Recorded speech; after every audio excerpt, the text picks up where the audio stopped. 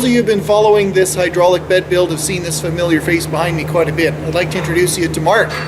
Mark has been responsible for a lot of the beautiful welds you see on this piece of art, and Mark is going to introduce a couple of the hydraulic tweaks that he's made to the bed today.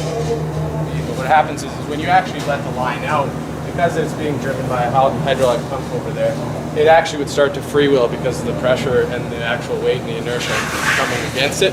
Well, move it quite fast, which is actually probably not very good for moving a car around, maybe a little bit scary.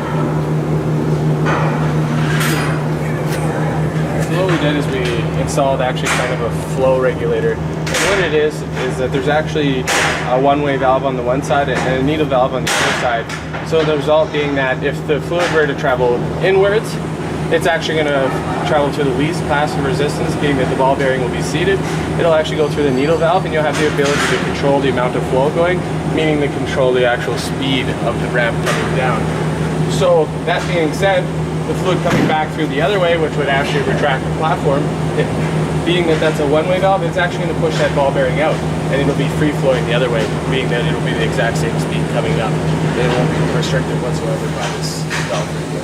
So what you were explaining to me earlier, Mark, is we've got that 1,000-pound weight that you were doing your testing with. There it is, right there.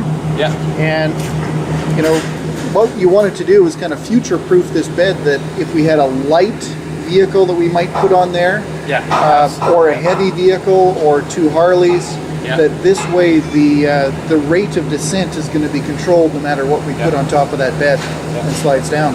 Yeah, completely controlled, and you can adjust it, like you said, compared to the actual weight that you're carrying. So if you're actually throwing a smart car in there, or maybe you're not, maybe you're throwing some other toy or whatever you feel like carrying on there, and it's a little bit lighter, you can actually adjust it so that the speed is appropriate for what you're lifting. Great, thanks, Mark.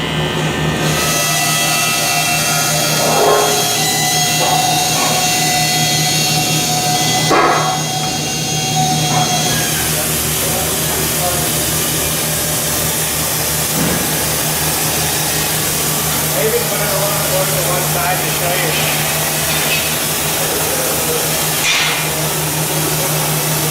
So Mark wanted us to show you as well that he's even shown a load that's off center. You see it's closer to this edge.